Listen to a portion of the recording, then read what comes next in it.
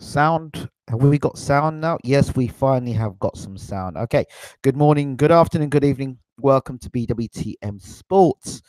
You haven't checked us out already online? Check out our online TV station, BWTMonline.com. Also, check out our playlist, Round for Round Boxing, www.roundforroundboxing.com. And we will be announcing a new fighter to join the Round for Round roster today. Okay, so here we are. Anthony Yarde versus Walter Gabriel Sequeira. Yeah, Sequeira. I don't know if I'm pronouncing the guy's name right. Now I have to be very careful how I go about this particular my thoughts on this video, because there are people out there who would be very quick to jump on the bandwagon of Anthony Yarde. He's fighting nobodies, and well, he ain't fought no one. He's a bum. He's not fighting anyone. He needs to step up and fight somebody decent. Well, I'm gonna avoid that sort of argument, that conversation, because that argument can take us down many different routes, and most of the routes it takes us down is just uttering the words of a rival promoter. So we're not going to go there. But what we are going to do is look at things from a very different perspective when it comes to Anthony Yarde. Anthony Yarde recently signed a deal with, I think, sort of a few years or several year contract with Adidas. That is pretty impressive. The young man has also got maxi muscle. He's the only British boxer that I know, the only boxer in the UK I know that appears on Sky and on BT and on Box Nation. That is huge coverage and great marketing. Anthony Yarde, a good-looking guy who can punch, he's got good boxing ability. Didn't have much of an amateur career. As we know, 14 fights. And he's turned pro in a division which has got many killers in it and many guys who have got extensive amateur backgrounds. Stevenson, Kovalev, Bivol, Bertabeev. I think I got it right this time. Even Callum Johnson, Frank Buglioni. I think Jose Burton may have some amateur pedigree as well. So they all got amateur pedigree at light heavyweight. They all have an extensive amateur pedigree. Some have fought in Olympics, some have fought world championships, some have boxed European level, some have boxed for their country. Anthony Yarde didn't do any things. I think he just fought maybe for a box cup he won. So you've got to think about a guy who's got limited amateur experience. And the amateur game and the pro game are very different, and two different styles of fighting. And because you're a top amateur doesn't mean you're going to be a world-class pro. So from the outset of things, it looks that Anthony Yarde is doing all the right things, ticking the right boxes. From a marketing perspective, he's a marketing dream at the moment. And I still call him, even though he's a champion, he's still a prospect in my eyes, because he's still got a way to go and some things to develop and grow on. The WBO #1 ranking, well, he's fought regularly and he's ranked #1 in the world, and I guess everyone expects him to fight based on that world ranking. But it's not based on his resume, it's based on his ranking. If it's based on his resume, Anthony Yarde, I can guarantee you now, would not be ranked #1 in the world by the WBO. If you're basing it on being unbeaten, then yeah, maybe he would be ranked there. But based on his resume, he would not be ranked #1 in the world. That's not saying he isn't or he can't be the #1 fighter in the world. But at this point in time, I don't believe that's a big step to be #1 in the world. But he's ranked there. Fine. I accept that. I don't accept people rushing him to fight the likes of Kovalev and Bivol and all the top light heavyweights. I don't accept that. But I do understand that there are boxing fans out there that want to see Yarde step up. And I understand that. Sequeira. So let's look at this guy, Sequeira. Before we talk about Sequeira for a second, Yard was meant to fight somebody else. There was a named opponent, a big name opponent, or a named opponent that Yard was meant to fight. Somebody who was well known. And from what I understand, the fight was offered and they pulled out. So for me, this is another one of those ticking over fights for Yard. Ticking over, another opportunity for promoters, not promoters, an opportunity for marketing opportunities for sponsors to see Yard fight live on BT Sports. Yeah, they're getting the value for the money. They're seeing Yard win. For Adidas, they're getting to see Yard fight on BT in a low risk fight or low to no risk fight. But at the same time, advertisement. Yard as a product is being seen on television, and that's what they want. That's what sponsors want to see.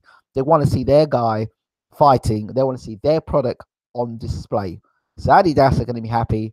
Maximus will be happy, and any other sponsors that Anthony Yard has, whether it be from the fashion design world to the sports world, Anthony Yard, from a marketing perspective, is in this country leagues above any British fighter when it comes to marketing. Leagues above. When you talk about Anthony Joshua, that's because he's heavyweight champion of the world, and Olympic gold medalist. So let's take Anthony Joshua out of the equation. I'm talking about a guy who's got no Olympic gold medal, no decorator. You think about how many GB fighters are sponsored by JD, but are not got the exposure that this man has got. This man has got top class exposure with sponsorship. You know what I mean? This is what you got to do in this era. Listen, people could say, well, Yard's got a dodgy chin, or he doesn't take a punch, or he's not been in there with a puncher. We'll soon see what he's about. But let me tell you something now. As a manager, if I'm managing Yard, I get as many sponsorship as possible. I rake them all in. So if my guy has got a dodgy chin and my guy can't take a punch, well, all right, fine. When he does fight somebody who can punch and he's in there against the best in the world, then hey, I would have made enough money at the table. I would have done well with my career, considering my background and where I'd come from. I'd done well with my career. This is about making the most money as possible in this sport. And for that, I think Tunde Ajayi is an absolute genius. Absolute genius. Right? I'm not talking to people here. It's going to be shown on American TV as well. Well, there you go. Absolute genius. Absolute genius.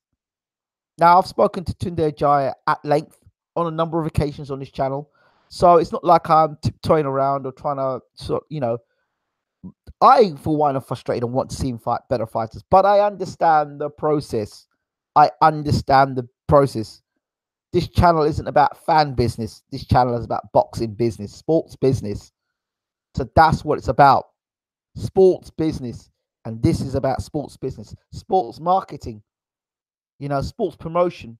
That's what that's about. Securing your fighter in that sense, making sure he's got as much money as possible coming in, making sure he's got other avenues of money coming in, not just in boxing. So this, for me, Tunde Ajayi has done a masterstroke. So Yard could be in, he's been on TV a few times. He had TV appearances. He's got great charisma. There's possibly the Yard eventually could go on to going into movies and acting and, modeling. And Yard's got lots of things, what I call residual income, that he can pull upon, not just boxing. So he's going to have a career, for me, that's secure in terms of his financial career and looking after his family. I don't know Yard's personal stuff, but he's doing things to secure his legacy. No boxing fan's going to secure your legacy when you're through the ropes and you've been knocked out and your unbeaten record's gone. No boxing fan's going to bring that back for you. Yeah, they'll pay to see you fight. Yeah, they'll pay to see you in the big fights. Of course they will. But when you get knocked out, most of those boxing fans will forget you and move on to the next fighter. Truth be said. So in this era, for me, do yourself.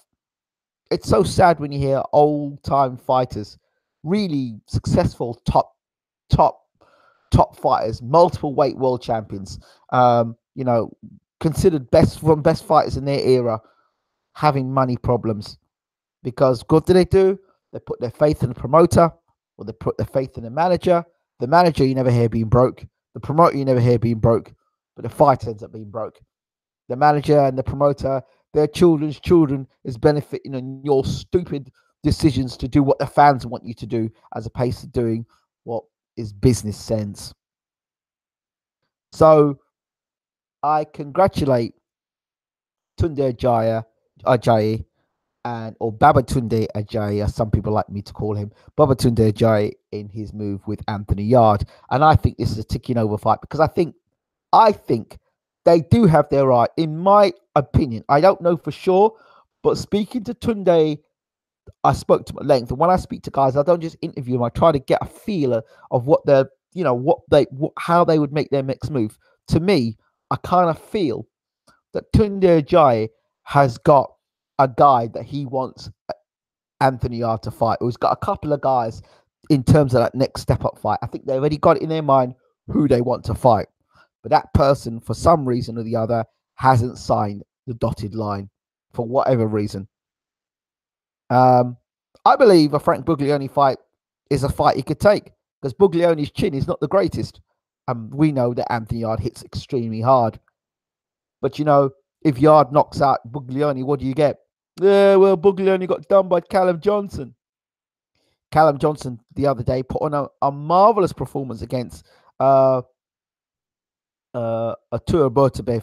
But at the end of the day, when you think about it, if Callum Johnson had more time to prepare for that fight, and had more fights, 2-3 more fights, he could have been IBF champion. He was only a few punches away from becoming IBF champion of the world. So Callum Johnson as a puncher is very dangerous. Whether he'll ever be the same fighter again, I don't know. But there are boxing fans. There are boxing fans out there that wanted to see Callum Johnson fight Arturo Bertabev. And the fact that he fought him and got his art, and I'm going to have to do a video on this, where does his career go now? He got beat up badly,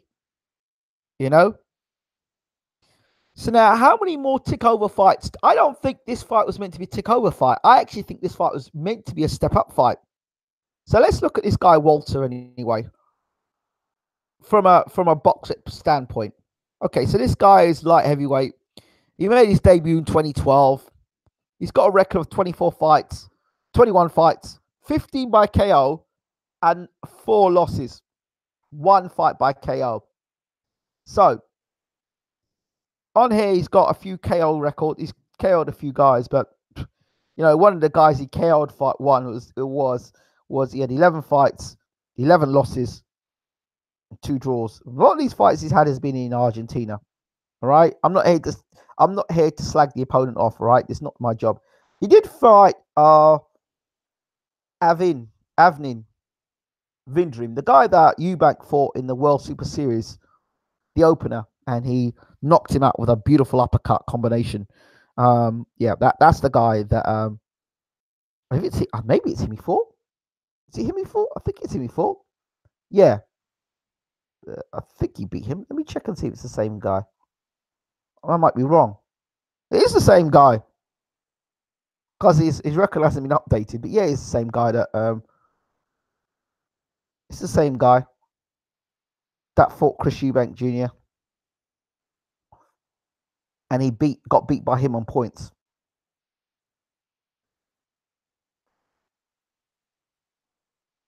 Let me get back a second on this box rec. So okay. So let's see the last couple of guys he's fought. I'm not knocking his record, I'm just looking at him right now. Okay. He's fighting Yarde next, but the guy he fought before that is a guy called Gaston Vega. And he fought Gaston Vega on the 4th month, 20th of the 4th. So he fought in May. The last guy he fought was in May. Again, that was in Argentina. And he had a record 27 and 12 losses and 2 draws. Well, let's look at this guy Vega a second. Well, he's ranked 10th in Argentina. Well, that says everything to you. But where's the box? Where is it gone? Yeah. So, and he got knocked out, and that last guy got flattened in 2018. He got knocked out by a record. The guy's got 7 and 17 fights and 3 losses. Fought another guy in Germany, it looks like. Okay, so I'm just looking at the guys that he had fought. Right, so let's go back to Sequeira.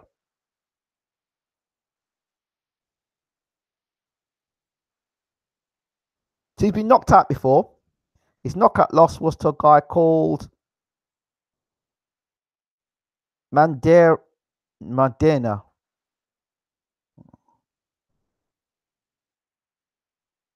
Now, how the hell is he ranked number one, Moderna? He's a super middleweight. Well, he got knocked out by super middleweight. Okay. He lost on the guy who fought. Having said that, the guy got KO'd by Artur Bertibiev, and it was Gatti, who is now going to be fighting for the championship of the world, the IBF championship of the world, which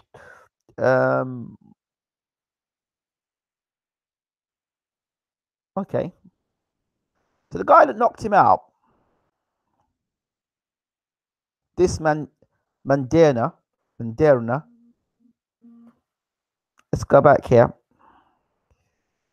Let's go back.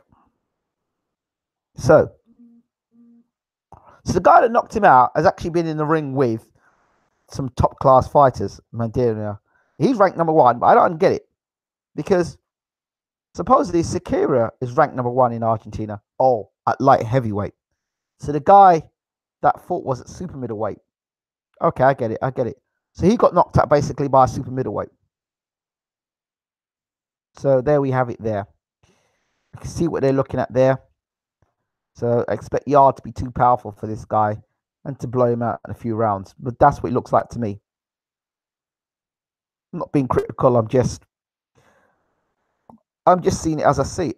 And that's not being critical. I'm just trying to be honest about things.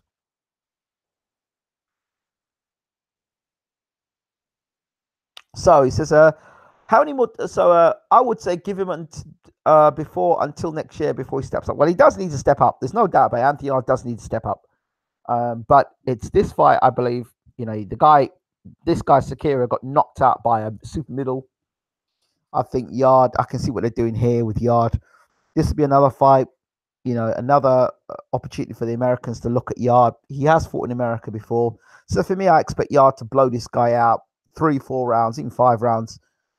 They're probably practicing new things. And then I think the next fight will be a big fight. I just feel a big fight is around the corner with Anthony Yarde. Don't know who yet, but I just think this is a ticking over fight. So that's it. My thoughts on that.